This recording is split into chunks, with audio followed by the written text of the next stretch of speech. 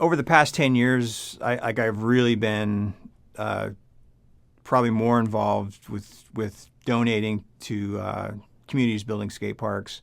And a couple of the early ones, there was one in St. Ignatius, Montana, that's on the reservation there, the Salish Kootenai Reservation.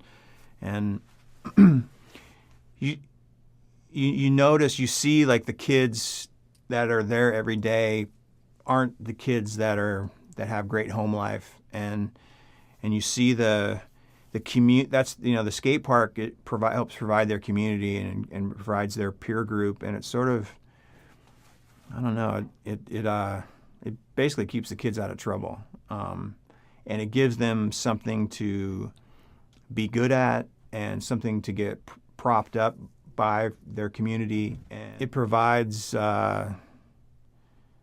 like stability, you know, in a lot of these kids' lives, and it's not the kids that are playing team sports; it's the kids that are sort of on the outside of that. And you know, since then, we've worked on a couple other parks. We built a park in the Pine Ridge Reservation, and that thing was like just a home run. Like the community was so excited about it, and there's a group of 30 or 40 kids in Pine Ridge that take care of the park and demand respect, not only to the park but to the other people that are riding in the park. It's just a cool thing that grew out of that, and the same thing is happening right now in Browning. I mean, I decided to build a park there because I had met a couple kids in St. Ignatius a few summers ago that were great skaters, and they said, they're like, you should help us build a park in Browning, and it was always sort of in the back of my head. And when we were building it, I didn't really know, outside of these couple of kids that I met, who was gonna show up. And at the grand opening last fall, there was like 100 kids that showed up for. We said we were going to give out some skateboards and stuff, and we were 60 boards short.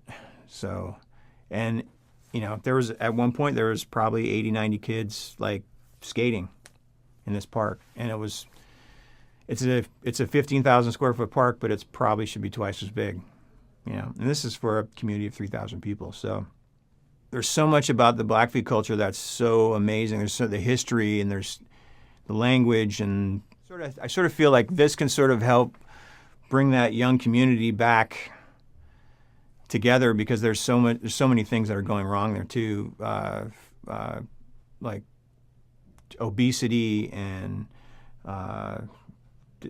diabetes is through the roof. Like almost half the kids that are like over 10 years old have diabetes or are pre-diabetic.